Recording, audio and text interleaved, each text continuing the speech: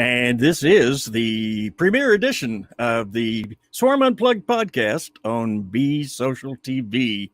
I have a very special guest here today, Tony K. So don't go anywhere. This is the Swarm Unplugged podcast, where we get to know the Be Social community and encourage others to join us. With hundreds in the community, we want to get to know all of you better. From the newbie to the expert to the project partners, we will be learning who they are and how they can best benefit from Be Social. I'm Christopher Knight, so let's get started.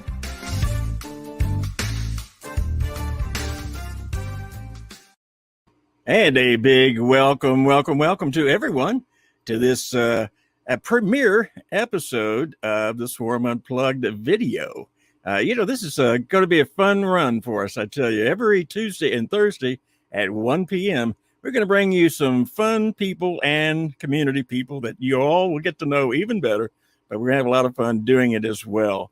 Today, our very special guest, Tony K. But before I introduce him, I want you to take a look at this. And that, of course, is right from the very mouth of our guests, and I think very inspirational. We know over the last several days that we've had some great inspiration on the humanities side. And I think that was great work done. But, that doesn't sound like the true Tony K that we all know and love, does it? So let's bring on Tony K and get to know him even better. Hello, Tony K, and welcome to the Swarm Unplugged podcast. How are you, my friend? So Tony couldn't make it. He's previously engaged. So yeah, he always does that to people. I know that. Go ahead. He's previously engaged, but I might be able to get his twin brother.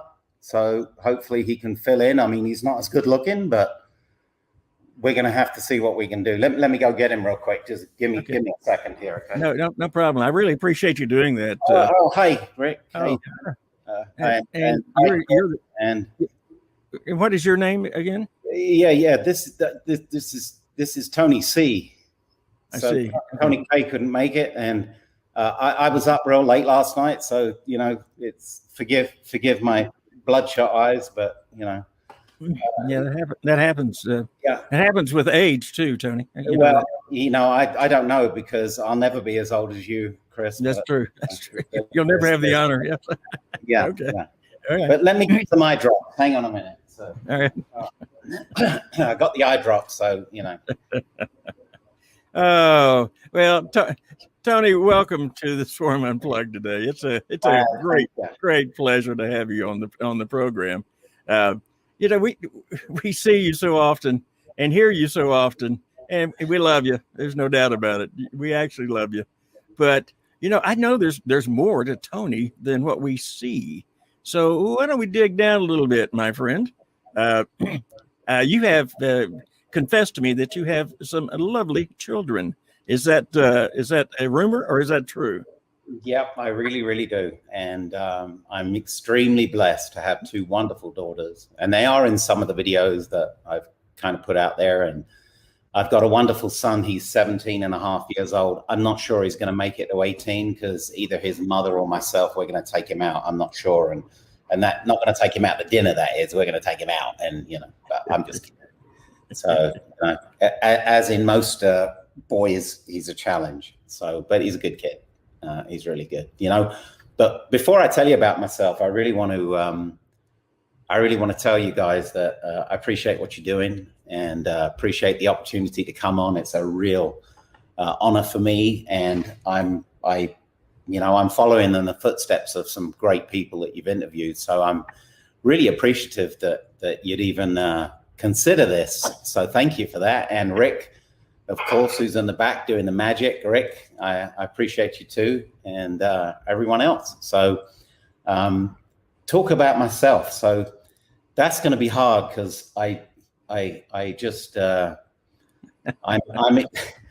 extremely private, and very much like Richie. I'm kidding. I'm not private at all. I could care less. So, I'm an open book. So Chris, you ask the questions. And as long as you understand that whatever we do, and this is more on a serious note, I really only want to take this broadcast, and the only thing that I really want to talk about is religion, sex, and politics. So if we can stay on target, then you got my attention, you know. We'll attempt to do that for sure. It's very important that those three areas are covered thoroughly. But so let's talk about a little politics involved in the community.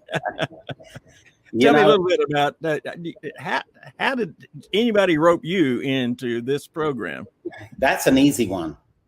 There's a very young man. He's a good-looking, dashing guy, and you're going to see some videos of him when I get his permission. But his name's Kevin Fugate, and just like Dan, Dan was, kind of tried to bring Kevin out of his life by getting involved, but all what happened is he got more involved in Kevin, badgering him. Now, Kevin didn't do that to me. He basically, I had the opportunity of meeting him. We got on really, really great. And so he's the one that kind of introduced me to the whole Be Social thing. And so here I am. And that was, that was close to a year ago when we first started. So I've got to give the credit to Kevin. I'm not sure he wants it because he doesn't want to take any responsibility for me to come in, which I don't blame him, but that's how it started. So I don't know if that answers your question or not. Now you did, but what did Kevin say to you that said, "Oh yeah, I'd like to do that"? You know, he introduced me to Richie, and we were going to have a 15-minute call, I believe it was, and it was a great call. I believe it was about 5 hours and 15 minutes. And so anyone that knows me and Richie, we can certainly talk a lot. So that's not unheard of. And then I think the next few calls we had were about 4 hours. So they were about, the equivalent of a 10-minute call. So, that's kind of how it came about. Now, he didn't have to, he just told me about it. And I thought, wow, what an incredible opportunity to be able to change so many people's lives and to be able to touch so many places. To me, I really was skeptical because I didn't understand truly how impactful it can be. Then you see people like Arnie and people across the world, Layla, and all of the different people that we've got. You can tell their hearts are true, and just the community, what it's done so far, has really given me an opportunity to understand that, there is some other people that are like-minded, and everything that we've done so far has been just exactly on par with what I was hoping. So I'm just, it's a privilege for me. It really, really is. It's a God's gift. So, I'm extremely humbled by being a part of this group, but anyway, that's not about me, right? And this show is all about you, my friend. So I want to move forward a little bit deeper here. Okay, you had all these calls with Richie, but it certainly wasn't about M2 or anything. It was about something else that was moving and shaking back in the early days. What was that called?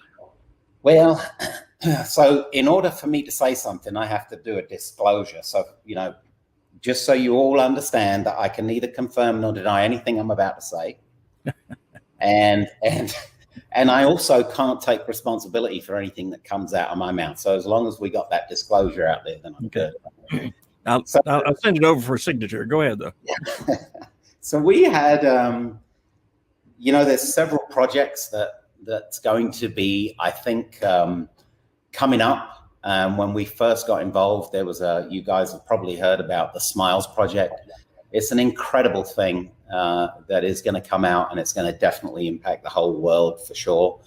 And I'm not sure how much I am or I'm not supposed to share. So because I don't want to, as we say, nuggets, I don't want to spread too many of them around. But there was a Smiles project that really got me interested in it, because it really gave an opportunity to get people to smile. And who wouldn't want to smile? I mean, if you get people to smile, it changes their disposition. And as you guys know, it takes more more muscles to frown than what it does to smile. So, you know, or the other way around, I can't remember. Either way, it's a good thing, right? So,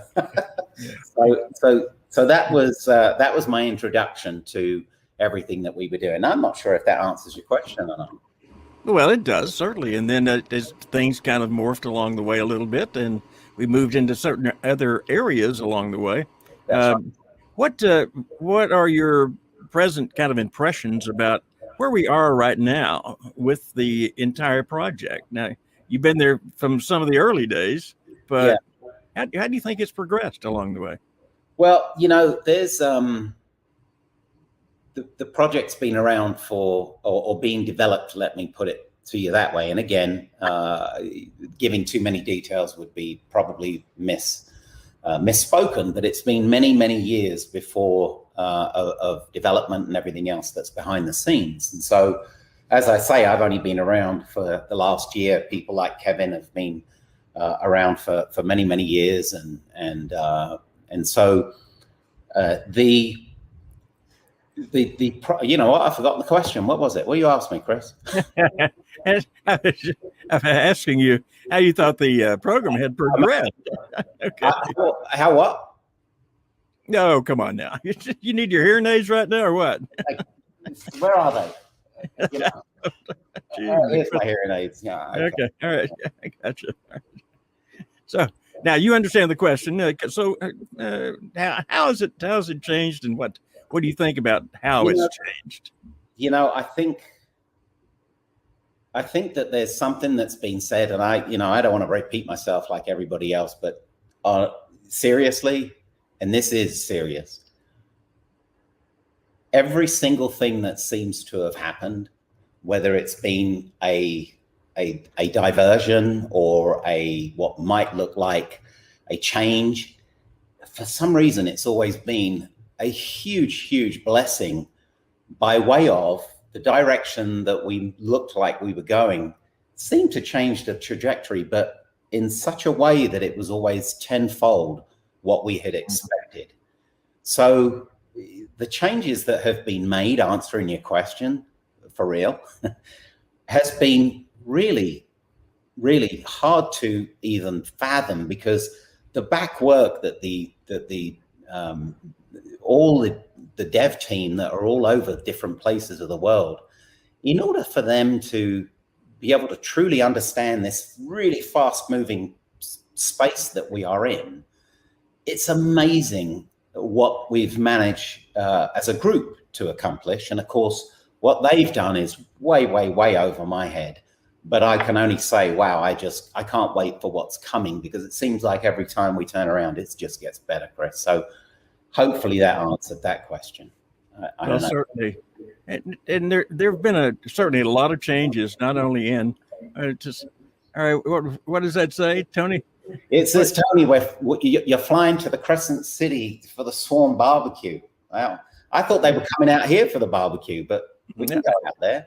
I thought they were going to send a helicopter for you, is what I thought. So, you know, I was hoping that Dan Harrison would just fly for me and, you know, come and get me, because I'd be privileged to be in a plane with him. Plus, I want the experience of landing. You know, he's got the most unique landing. Of course he does. Yeah. Now, you know, of course, we've morphed along the way, and you've been, like I say, you've been a part of the program a year, whatever it's been. But yet, you know, Tony is a very diverse person too. You have had many changes in your life. Give us a little overview of what your life has been like. I mean, you've worked hard all your life, and people ask, what does Tony actually do in life? And I don't have an answer to that question. So help us out here. Answer that. I'm going to try. Well, all right. Tim just asked the question about my T-shirt, so that's a good intro too. Thanks. There it is. So this is something that's I'm kind of passionate about. I'm again very blessed to live on a lake and have done for many years, and so boating has been a big part of my life. And one of the things that we started in projects quite a few years ago was for me personally to try and develop and design something that made a lot of sense for people to use. So it'd be user-friendly, it would be eco-friendly, and many different aspects of what we were doing. Well, Anthem Marine I'm assuming I can plug my company if I can. So absolutely. If you go to www.anthem.am, as in Anthem Marine, you'll see the boats that we're building right now. And as everybody else has had the same problem with COVID and everything else, it's a brand new company.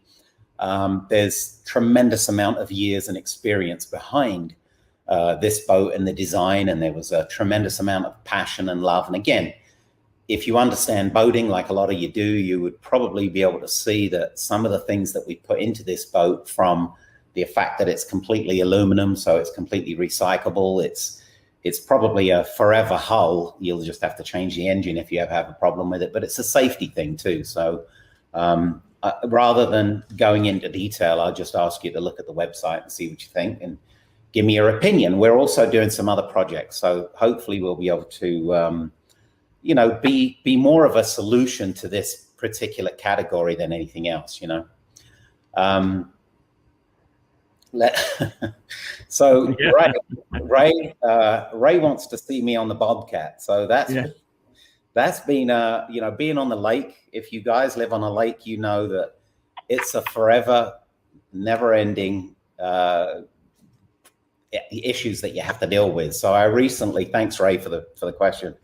I recently had to expand our ramp and extend it out because, for some reason I had this thing about, well, that's kind of cool, but if I could get it bigger, that'd be great. Well, sometimes, you've got to think a little bit further than just what's right in front of your face. So I've got this lift that's about 13 feet wide, and it would accommodate a 40-foot boat. Unfortunately, my ramp's only 12 feet wide. So that created a bit of an issue. And so me thinking this lift I got is heavier, I wrapped one of my custom trucks behind it and ripped one of the legs off. So several $1,000s later, I realized, you know what? Sometimes you got to be smarter than the piece of equipment you're operating. And so I thought, I'm not going to ever achieve that smartness. So I just better make the ramp a bit wider. That would just make more sense. Now, the problem with that is when you got a girlfriend that is all she ever sees is your butt sticking out of, working out at the dock. So her interpretation of me when summer comes is, oh, here we go. He's going to be working from sun up to sundown, working on that stupid dock, changing it and everything. So around here, everybody knows me as it's Tony's Marina. It's a little private lake. It's compared to lakes that you guys are used to. It's pretty much a puddle in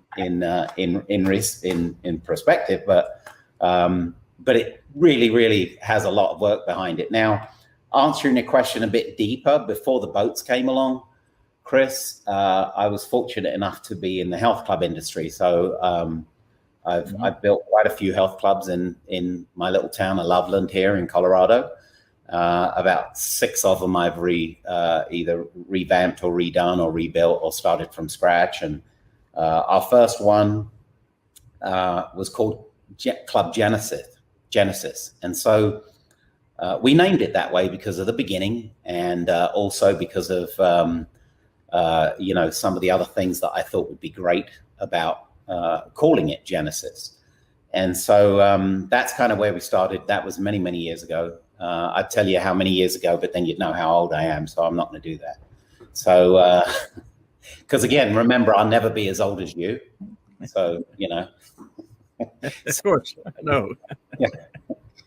So I've had the fortune of being in the restaurant business, so many different things that we've done, which has been just nothing but a blessing every time. Just like what happened with Be Social and everything behind it. There's been many different avenues and certain things that you go down, and all of a sudden you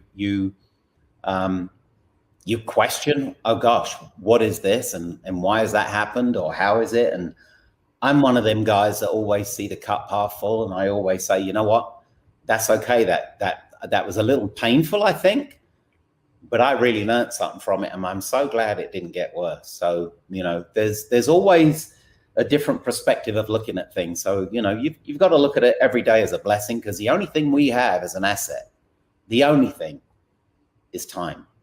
That's the only thing that we're never going to be able to captivate. So we better use every moment that we've got wisely. And if we can do it to better the planet and leave it in a better place than we found it, then we've probably got the right idea of what we need to do. Because, you know, like you mentioned earlier, Chris, about my 3 kids, and, you know, I hope that at least I can give them some good habits and understanding of what is important in life. And it's not about to get more, be better, it's about what you can do for others, right?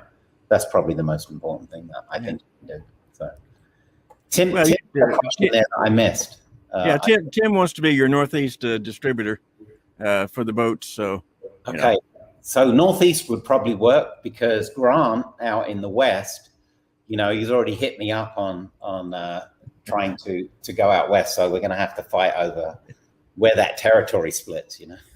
And you can't have North Carolina. I've already spoken for that. So yeah. We'll So before we go any further, just so you know, we've got I've got so many offers of demoing our boats. So just add yourself to the list, and if I don't get back to you, you know, real quick, just understand that there's a bunch of people ahead of you, and that doesn't mean I'm not going to try and help you, but there it is. Yeah. Well, having seen those videos of that boat and everything else, it is one of the finest boats I've ever seen put together. I'm serious about that, because it fits what I like in a boat. So yeah. Not everybody likes everything else, but you know, it fits what I like. So great job. But didn't you at one time like work in a restaurant or something too? Yeah, I grew up in the restaurant industry, as well as so many other things. My dad, for some reason, decided that he wanted to do 1,000 different projects. And so he was a true entrepreneur. He had so many skills and so many things. I could just hope that my son and myself could even be 10% of what the man that he was, because he was just a really, really unique guy. And so one of the things that he wanted to become was a restaurateur. So he did. And in London, which is where I was born, he decided that he wanted to become, he wanted to get into restaurants. And, you know, my dad's always cooked and everything. So we had French cuisine, and so we specialized in French food, which was kind of cool. And then we did that for several years, and then we ended up coming to the States. Again, I'm not going to tell you how long ago, but it was a long time ago. And then we ended up having a French restaurant in a place called Washington, Missouri, and it was a historical landmark called Elijah McClain's. And we turned it into a restaurant. It had a fire, so we renovated it, and it was a really cool property that's still there. And so we did French food there, which was kind of cool. So sorry about that. So yes, I was exposed to many different cultures of many different food types and everything, and I certainly have the ability to have a good palate and good food, but I can also eat. You know, if I was down south, it would be the south end of a northbound skunk. I haven't had it yet, but I probably, if it was prepared correctly, I might even try it. I'm dumb enough to do that. All right. Yeah. And there's some people listening saying, what's he talking about? That's a delicacy. That's obvious. Not to anybody there, but hey, that Upper Panhandle, Texas, we have roadkill that we serve on the barbecue too. So yeah, right. They had that in Missouri too, right? Well, and Josh, thanks for the invitation to move to Crescent City. I'll be out there as soon as possible. So was he inviting you or me? Oh, he's inviting me. What are you kidding? See, when am I moving out there? I mean, come on. Why would he want to mess up Crescent City with why with would Josh Tony want K? You? Yeah, really. Whoa. That's all right. You know what Josh doesn't know, of course, and we'll announce it even right now. But Tony K will be co-hosting Josh your show on Thursday. So watch out what you say right now, because he can lay in wait and just chop you off at the knees. So that is a nugget I'm dropping right now. Tony K will be co-host of the Swarm podcast on Thursday and for the next several episodes, as a matter of fact. And we are going to have a lot of fun together in that regard. So Even though Ray's not allowed to drop nuggets and Tim isn't, nobody said I couldn't. So there you go. What do you think, Tony? Well, I wasn't sure if you would actually announce that until the end of this interview, just so you had a way out. So, so now that you've committed yourself, now I can really show my true colors, right? Well, no, not yet, because this you're still the guest today. You're not the co-host. You're the guest today. Gotcha. Now you got to draw the line between the two. We've already talked about this, Tony. Come on now. Yeah, you did, but it wasn't live, so I was hoping I could, Yeah, Nugget City right here. There we are. Yeah. And that's it's not Crescent City, right? It's Nugget City. Yeah. It's close to it. It's real close to it. Real close to it. Yeah. The other one is, of course, North Carolina, Nugget City, which is where I think that's pretty close to where Ray might live. So where South Carolina. No, yeah, it's not far. Yeah. It's a different world out here. That's for sure. Yeah. Now, you're about what, 5 hours away from him? From who? From Ray. Oh, probably 8 hours, actually 6 to 8 hours, probably. Yeah. All right. Close. Yeah. Right down the interstate highway and knock on the door. Yeah. If I could find it in those hills. But now people also ask about your home. If you don't mind talking a little bit about that, I think it would be very special because you have a gorgeous home that you have been very much a part of in the construction phase and everything else. Can you give us a little overview, or is that too personal? One of the things that I tend to try and believe in is, if you've got something that you can share, whatever it is, if you don't share it, you're just being selfish. But there's a problem with that because sometimes it kind of comes across like you're bragging. So, I hate to do that because my belief, and I'm going to get away from the house for a second, my belief is, everyone's an equal. And if you are fortunate or blessed enough to have certain things, and, it doesn't matter what kind of car you drive, what kind of house you live in, and how many zeros you may or may not have in the bank, that doesn't make you better than anybody else. So, I like to treat people like I want to be treated. And so with the house, I kind of got serious there for a second, huh, Chris? So yeah, you did. That's good. That's good. It keeps your blood pressure down, Tony. Yeah, there you go. So I'm wondering what your blood pressure is actually, because I know you're on the edge of the seat saying, I don't know what this clown's going to do next. I started on the edge of my seat with high blood pressure. Yeah. I've calmed down now. So just in case, I'll get back to the house in a second here. I'm not avoiding it. Well, I might be, but Yeah, I know you are.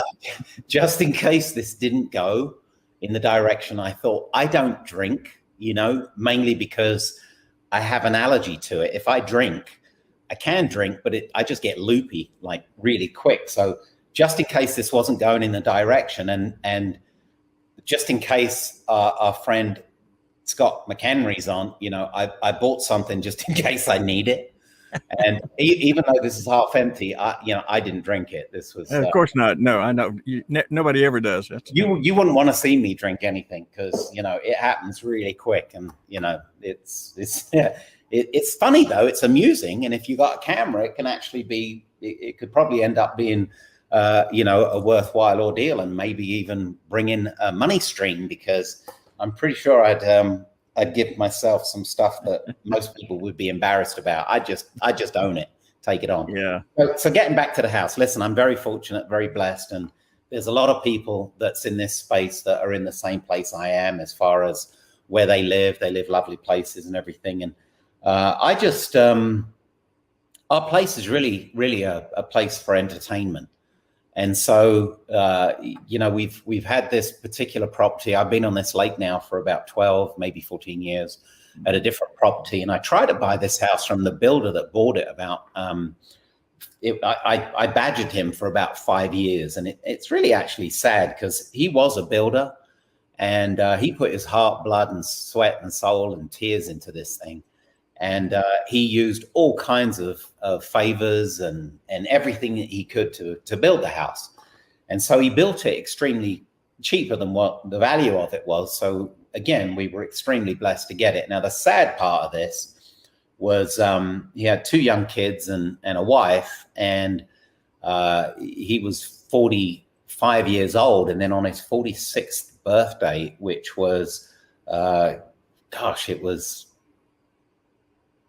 5 months after we bought the property. He was in Cabo or somewhere in Mexico, and with his family and his parents and his kids. And the poor guy, his birthday was on December 20th.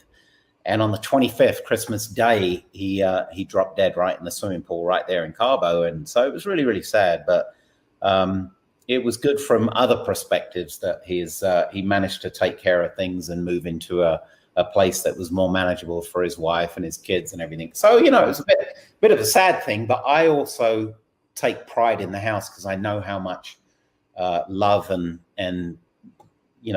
what Tom put into this house was just amazing, absolutely amazing. The house is absolutely gorgeous, and I love the house because for many different reasons, and sure, not just because it's a nice house and it's on the lake and everything, but there's a lot into it. I really got to know Tom really well, and unfortunately, his life ended kind of short. But we joked many times over the 5 years that I was badgering him to sell the house. How much I got to know him and how much I really appreciate the home and what he did. So he also sold it to me because he knew I had such a passion for it. So, anyway, enough on that, unless you want me to get deeper. No, that's fine, because you've really said it all. It's a home that you love, you enjoy, and it doesn't matter where it is or what it is. It's just something you enjoy personally. That's important. But there's something else. And again, this is very personal. And you could say, forget it. Let's bypass. Let's move on to talk about boats again. But you and I have had a similar experience in our lives, and that was something that actually changed our lives and to change the way we thought. I'm certainly willing to share my side, but what I'm speaking of. And if you'd like to talk about boats, we can go ahead and just go talk about boats. So what would you like to do here, Tony? Well, which part are you talking about? I'm talking about when we disappeared for a few moments of our lives. So I would absolutely love to share that, because it's actually got a message and some purpose behind it. And I'll gladly share that, Chris, but I'd really prefer you to share yours first. So if you go first and I'll go second, how's that? Well, I didn't know that's the way. I'm the host. I'm the one that asked the questions, Tony. So, but you said we both shared it, and you said yes. So I'm just I'll make mine very brief, and you can then go into more detail about yourself. All right. All right. I'd love to hear. Since you're the guest in this case. All right. What we're talking about, folks, is there's a time in both our lives in which we actually died and were brought back to life. It happened to me after my wife passed away from multiple sclerosis. A couple of weeks later, I collapsed, and I had an intestine that broken away from the stomach, and therefore all the fluids were inside. Anyway, by the time they got me to the hospital, I was dead. I have no idea how they brought me back. I just know that they tell me the stories, and that's all I can say in that regard. Although my one experience, people say, "Did you see the light? Did you see the light?" No, but what I did do, and I do remember quite vividly, is I hugged my wife, which had already passed away. And I remember that so vividly. But that's a little story on my side. It certainly made me appreciate life and to want to come back and to give more of my experience in my life to others. I do know that is a fact, and when it happened to me. Okay, Tony, you said it's my turn. Now it's your turn.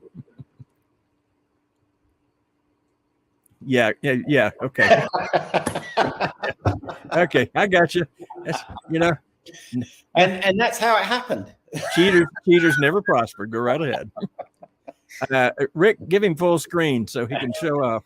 All right. So some of you guys, sorry if this is repetitive, but you've heard me mention it. But I was out in Texas, where a lot of you guys are from, and I was burning the candle, to say the least, and I ended up having to drive one of our boats back because we couldn't line up shipping. Cut a long story short, it was a 72-hour trip. I get back, and I kept on putting off this procedure that I was supposed to go into the doctor's office and basically get an injection in one of my nerves to see if it would deaden, if I was a good candidate for like freezing this nerve ending or whatever. So I was extremely dehydrated. I was very, very caffeine filled. And so I wasn't supposed to eat or drink the day before. I go into the doctor's office. They look at my veins and they're like, oh, you're perfect for, giving a transfusion to or whatever. So as a precautionary measure, they stick you. Well, they tried to stick me in 6 different places. I was so dehydrated, they couldn't get a needle in me. Well, I proceeded to vagal. So I had acute vagaling response, and so a severe one, I guess it's considered, or the terminology of that. In turn, basically, I passed out. Well, I came to find out that I did more than pass out. The next thing I knew, I was awakened by 2 nurses holding 2 of my legs up in the air, another nurse literally slapping my face, another nurse on one arm and the doctor on the other. And they all looked like they'd just seen a ghost. And they proceeded to tell me what took place. But the first thing that I said to them when I woke up was I was angry. I was actually perturbed that they had woken me up, because I told them I was having an absolute wonderful dream. Why did you wake me up? I was in such a great place. Now, a lot of you guys are not going to probably, maybe you can relate, maybe you can't. But here's the experience that I had. It wasn't a light, but it was a bright place, and there were some faces there. And the feeling that I got, it was absolute peace and tranquility. It was so much so that I really was, I don't know if you've ever experienced a dream that you wake up and you just want to get back to the dream. This was one of them times, and it still hasn't shown me what it is. A good friend of mine said he had the same experience. He was like you, Chris. He was dead for a while.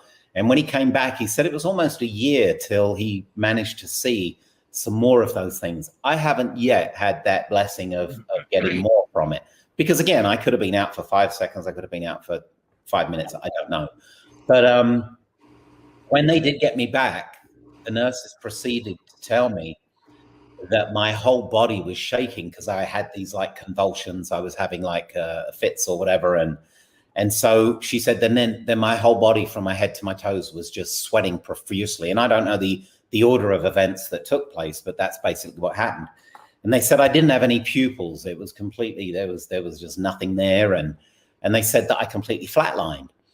And so obviously that's what took place. But and they never did give me that procedure to find out if I had, and they still haven't, if I call them up, I think they got me on automatic hang up. They don't even take my call anymore.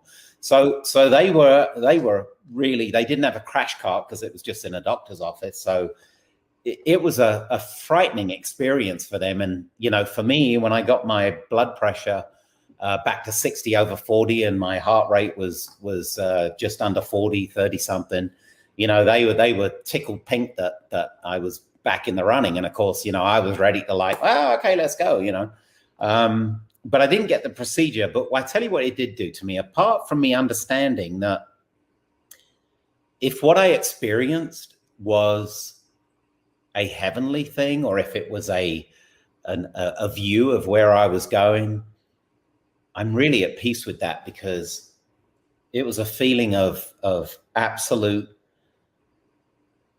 I still struggle for the words to express it, but it was somewhere where if I'm going there, I'm okay with it.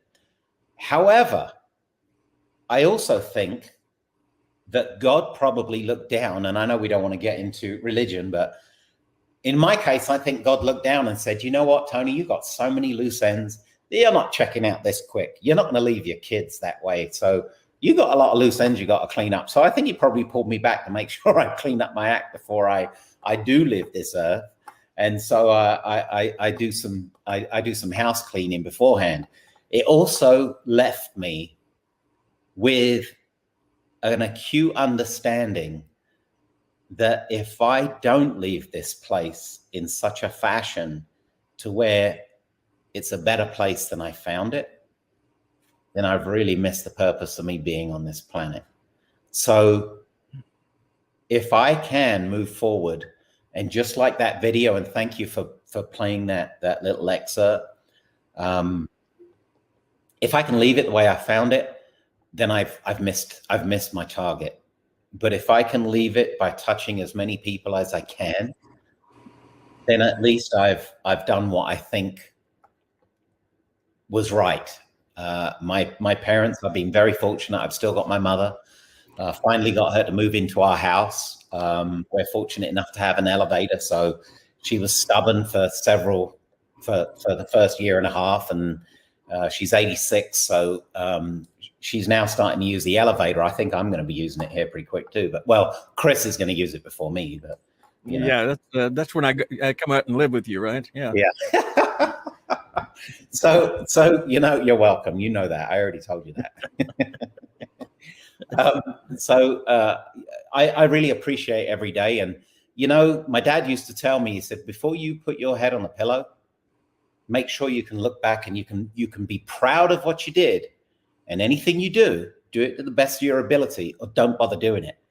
So, you know, I've tried to, and I hopefully can express and pass that on to my kids or anybody else. And I encourage you, you know, if you look out for other people, you'll be fine. You look out for other people, you'll be okay. So don't worry about yourself, worry about someone else, and you'll be shocked how well you'll be okay with that. So it's cool, you know. I did something.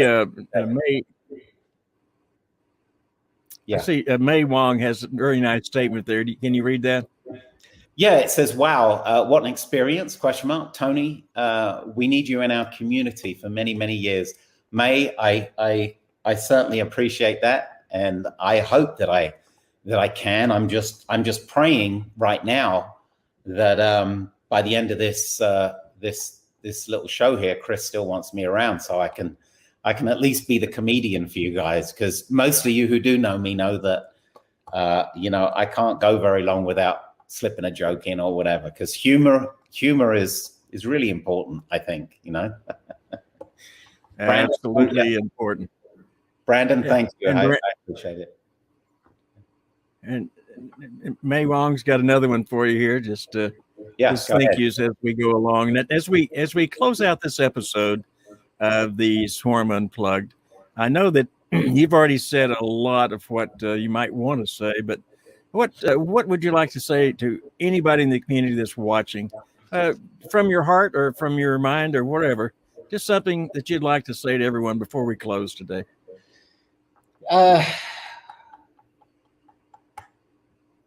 You know, I think I've said already a lot from the heart, but if I had to summarize, if I could, boy, you said you were going to put me on the spot, Chris. You did, didn't you? So you never know. Yeah. You know, I think in that sentence I just said just a minute ago, you know, be kind to everybody.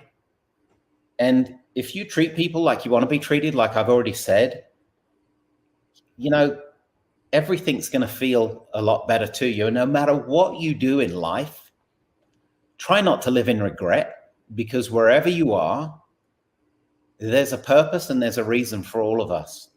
And if we try and take whatever we've got as a positive note, meaning that, hey, you know, this might have happened, and there's people that it's hard to imagine if you've lost a child. We lost twins in their first trimester. Otherwise, I'd have had 5 kids. And I truly don't know why that took place or why that happened. And hopefully there was a reason or a purpose behind everything. I don't know. So some of you people that have gone through tragedies, can't even speak now, and you've had some things that seem like it's just so monumental, keep in mind that you're still here. So if you can make every moment that you have count, it's really important that you understand that you have a place and you have a purpose.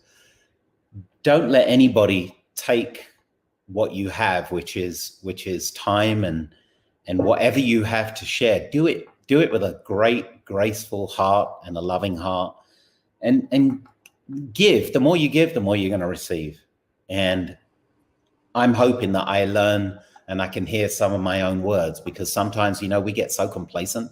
We get so caught up with different things that are around the world and all the different craziness that we're exposed to right now. Mm-hmm. It's sometimes hard, and you lose the perspective of what is important. What's important is your family, whether you extend your family to your real personal family, or your close family, or your extended family, crypto family, whatever it is. Be conscious of who you're talking to, and understand that sometimes, you don't know who you're talking to. Whenever I talk to somebody, and I'll quickly go off on this just for a quick second, if you don't mind, Chris. One of the things that I've always tried to do, that every time I speak to somebody, I don't know what they've dealt with. I don't know whether they've just buried a child, whether they've just come out of a divorce. You just don't know what they've done. So be conscious of that. Whenever I talk to somebody that's customer service on the phone, I often tell them, listen, I'm really upset. I'm not upset with you personally, so don't take this personal. You represent the company, so I'm going to try and express myself as best I can. But if I go a little bit off the deep end, please don't take it personally, because I want you to have a great day when we're done. But understand this is where I'm coming from. So I try and do that, because you got to be sensitive to what you don't understand or what you don't know, because you don't know where people are. So, be good with what you've got, and that's the time that you have, because it's limited. So spend it wisely. There's no amount of money that can give you more time. Absolutely. Tony, this has been a true delight. And thanks for sharing some of your personal stories, because it humanizes you, my friend. Okay. I was trying to avoid that. I knew you were, and I couldn't let you though. So there you go. Right. So for those who have not really truly met Tony yet, you've met the real Tony here on this podcast today. And I'm glad you were able to meet him. I certainly have gotten to know him and appreciate him very, very much. And I know that many other people also share that feeling in the community itself. So again, thank you for being on today's podcast, and I look forward to you as a co-host on Thursday and next week. So Josh Mims is our guest for the Thursday podcast at 1:00. And I think all of you will enjoy what we're bringing on, because Josh is going to do something special on the show. And some of you know he's a commercial fisherman, so get ready for some big fish stories while we're talking to him.